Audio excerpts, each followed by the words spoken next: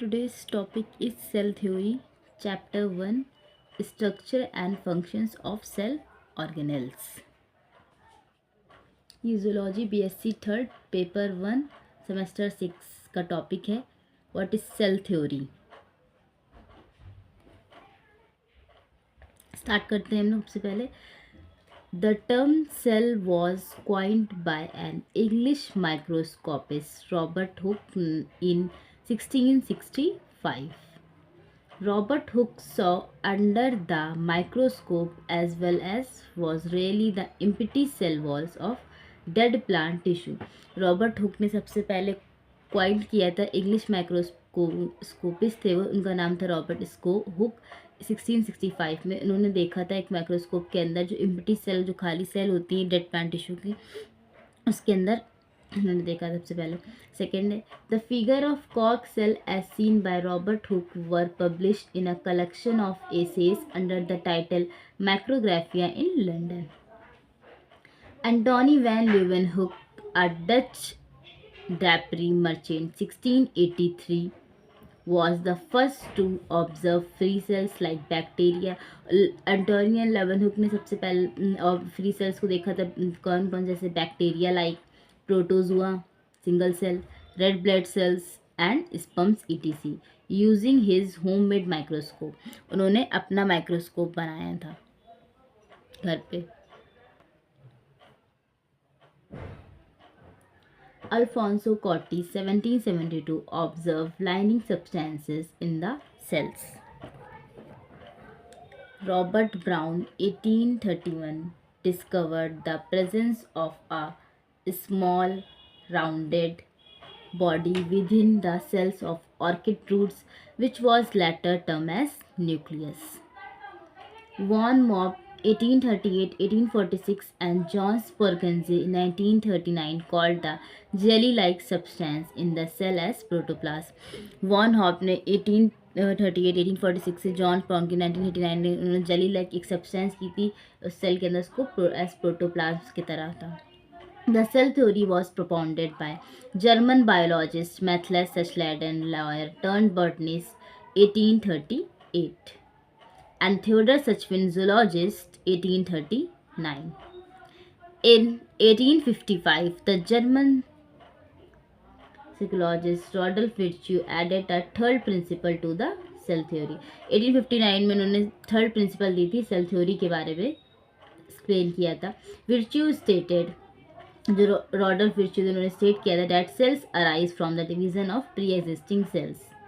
लॉयस Pasteur, 1862, experimentally demonstrated that life originate from pre-existing cells. इसके बाद cell theory के बाद देखेंगे हम लोग कि मोडिफिकेशन ऑफ सेल थ्योरी क्या है. Modification of cell theory was done by Rodolph Virchow, 1855. He proposed the law of cell lineage, which state that cell originate from pre-existing cell, that is omnis cellular. It is called cell principle. इसको cell principle और cell doctrine कहते हैं. It states, इसके अंदर क्या states था, life exists only in cell. जो life exist होती है plant की cells के अंदर होती है. Membrane bound cell organelles of the protoplasm do not survive alone or outside the protoplasm. Cells never arise, do never. The new cells are like the parent cell in all respect. Fourth point है, all cells have similar fundamental structure and metabolic reactions. जितनी भी sales होती है ज़्यादातर उनका similar structure होता है और मेटाबॉलिक रिएक्शंस होती हैं. फंक्शंस चेंज होते हैं. Cells display homeostatic and remain alive. Genetic information is stored in DNA and expressed within cells. DNA, it is DNA controls structure and working of a cells. Next heading है हम लोग की types of sales. कितने तरह की types cells होती हैं.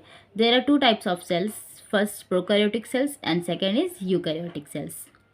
चर्टॉन gave the term prokaryote and eukaryote. इन्होंने टर्म दिया था साइंटिस्ट ने prokaryote and eukaryote. Depending upon the nature of nucleus, उन्होंने देखा था कि न्यूक्लियस का क्या नेचर है, सेल्स कितनी क्लासिफाइड है, सेल्स स्मॉल है, लार्ज है, क्या क्या उसके अंदर प्रेजेंट है, उसके उन अकॉर्डिंग उस पर डिपेंड होकर उन्होंने नेम दिया था। Incipient nucleus is present in prokaryotes. Incipient nucleus present होता है प्रोकैरियोट्स में, वेयर एज यूकैरियोट्स में वेल ऑर्गेनाइज न्यूक्लियस और न्यूक्लियस प्रेजेंट होता है यूकैरियोट्स में।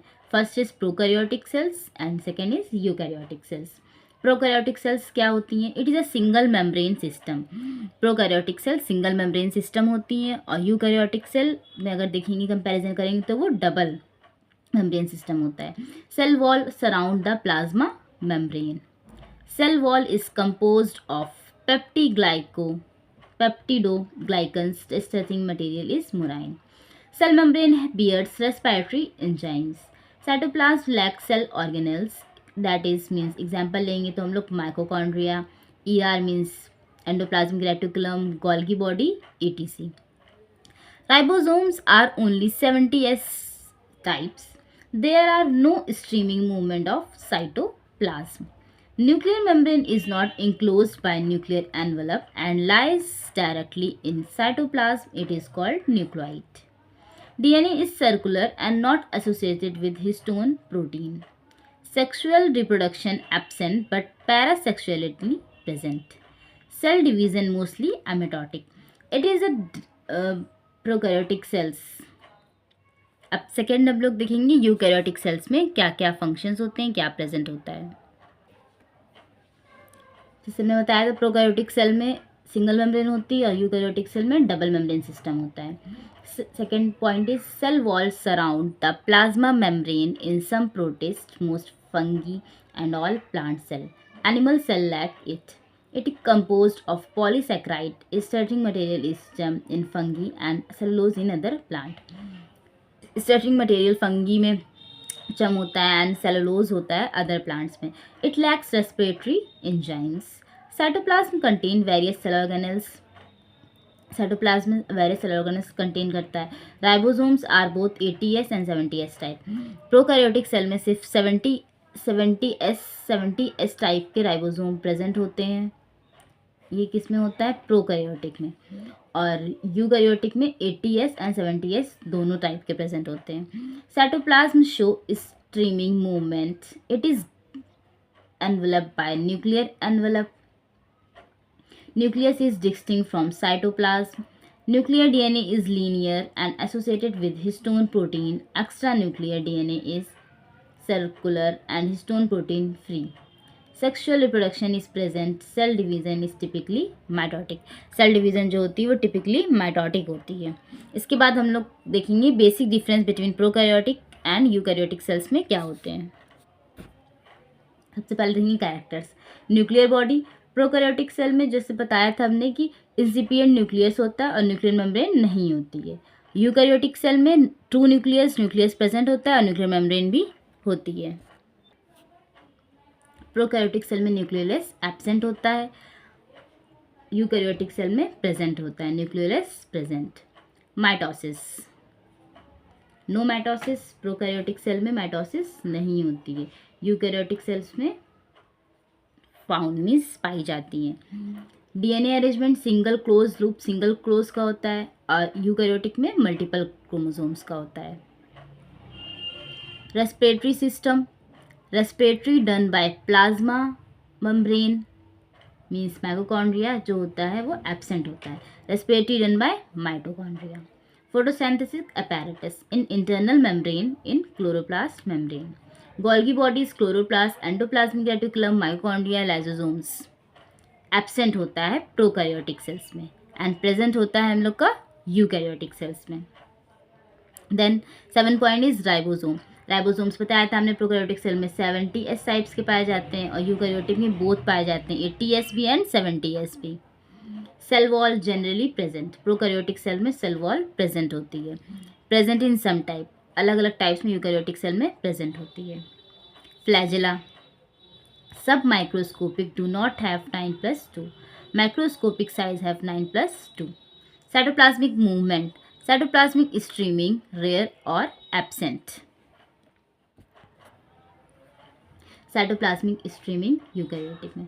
वैक्यूल्स एब्सेंट होते हैं प्रोकैरियोटिक में, प्रेजेंट होते हैं यूकैरियोटिक में। लाइसोसोम्स भी एब्सेंट होते हैं प्रोकैरियोटिक में, यूकैरियोटिक में प्रेजेंट होते हैं। कैप्सूल में भी प्रेजेंट, यूकैरियोटिक में present. Hereditary material DNA circular होता है प्रोकैरियोटिक में, यूकैरियोटिक में always absent DNA linear absent होता है। So it is a basic difference between prokaryotic and it is a eukaryotic cells. I hope आप लोग को वीडियो पसंद आई हो।